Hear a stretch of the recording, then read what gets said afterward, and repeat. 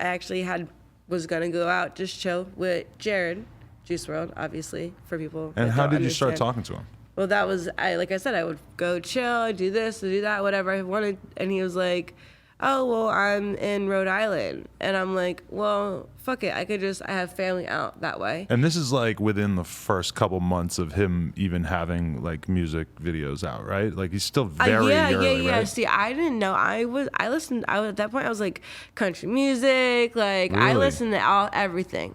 Like, I listened to rap, R&B my entire life. Like that's something that's never left. But I've definitely, when it comes down to just listening to a bunch of different genres, I've always done that. I've always loved music. So I remember when my country friend from Alabama was the one who showed me Jared. And I remember him playing me 2 songs, and then we went back to this house, and it was like a couple of us there, and they were like, yeah, no, listen to Lucid Dreams.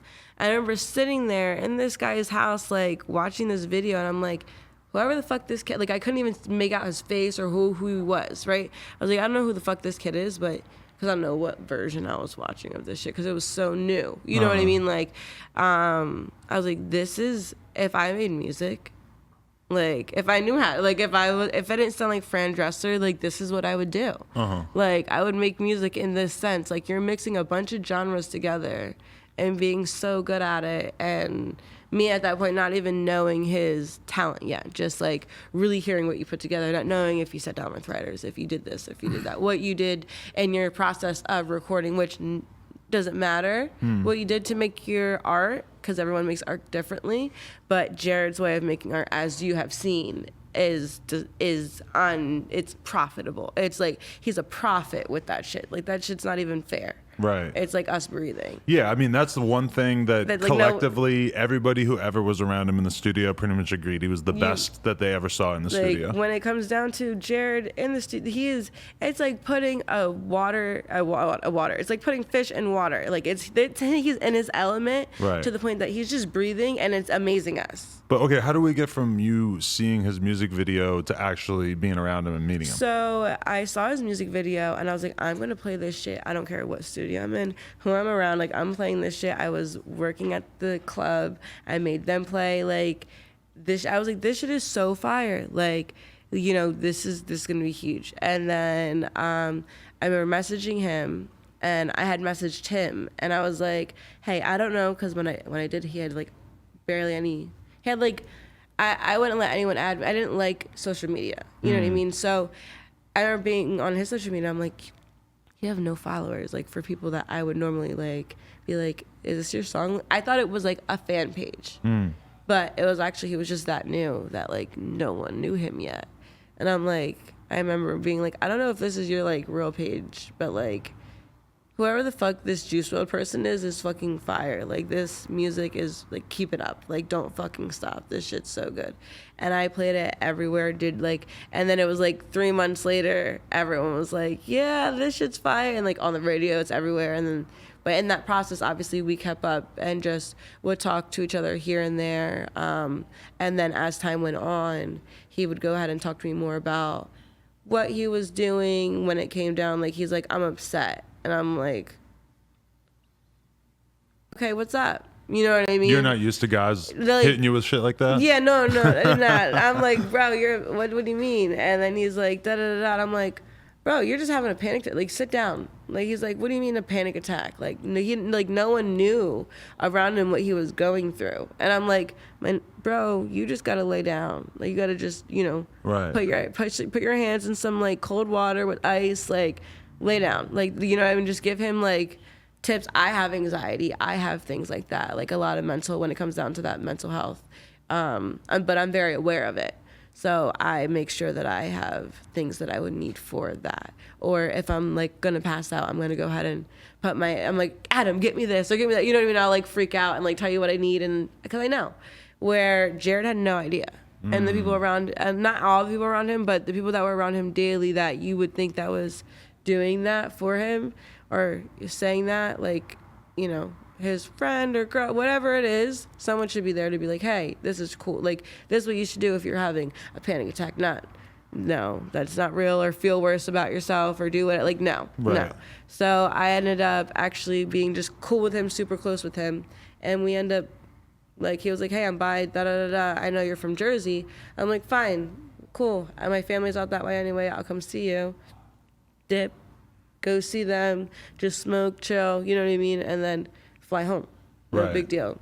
It's over a weekend. Because, okay, from my perspective, when he came through to the No Jumper office and did the exposed interview, which was the first piece of content that we ever did with him, he had a girlfriend before you, and that's who he was with at that time. Yeah, it wasn't me. Yeah, Right. No, never. But then pretty soon after, that didn't work out. And then next time I saw him, he was with you. And that just kind of surprised me a little bit. But it surprised everyone. But when I talked to him, one thing that always stood out to him is I just remember him telling me he just really didn't really seem comfortable being single. Like he would, oh my God, no. He would talk Jared to me about he could not be single if his life depended on it. like his friends basically telling him like, bro, you should do some thought shit. Like you should fuck these groupies, whatever. And he even like told me that like when he kind of tried that, it really just left him not feeling good. Because so he's like, his mind works so fast. He's already thinking about 80 different things. So everyone's like, all right, yeah, let's fuck this thought, this, that. He's like, well, I want to be high. I'm chilling. I'm going to drink. I'm going to do this. I'm going to do that. I can't be comfortable being like that, and I don't trust these bitches. I don't even know this bitch's middle name, this last name. Like, right. She could take my chain, she could take my money, she could call her people up here, da-da-da. Like, he's from Chicago, he's not stupid. That's very, very wise, and that's something that no rappers are normally thinking about when they first get in the game. He's smart, he's not, and then when I came, he's very smart with that shit. It's like, he already knew, and that's why he always had someone with him. Now, then he realized, okay, I could have people with me who I choose, not who I'm like supposed, like, because they're here, I have to. No, this is my show. I'm Juice WRLD. This is my world, and that's what I'm like. This is what's the best for you. What makes you comfortable when it comes down to this or that or who or you know what I mean. And he's like, no, yeah, you're right. This like my family, like my this, my that, like, and yeah, I don't like to be single. Now I remember finding out his real age when like we were already dating. Okay. And because he was what, like 18? He was 19 and I was 25. Okay. And again, like I said, I went to go smoke and chill with him and dip like a friend, like how I'm here, smoke, did an interview, dap up, leave. You know what I'm saying? Like chilling. Jared literally he kidnapped me is the only way we could say it. It's like a joke that we would say, but it happened. I don't own anything from my house except for my dogs. Like he wasn't trying to have you leave. He was just like, I want your presence. No, he did not let me leave. Right. Like I couldn't go get underwear from my old house. I didn't know. He bought me brand new everything. I didn't leave. Because then we were on a next tour. I had to go to Tokyo with him, or he wasn't going to go and do the tour in Tokyo. You had a passport?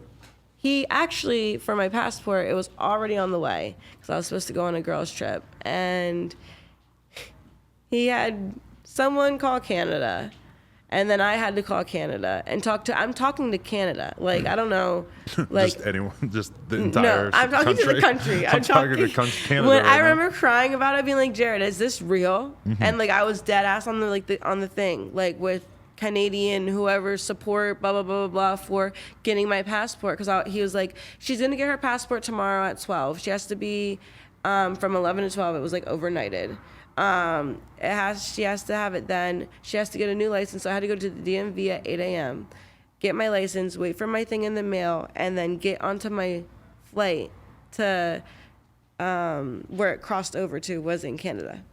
So it crossed over into Canada, and then from there, we have to go to Tokyo.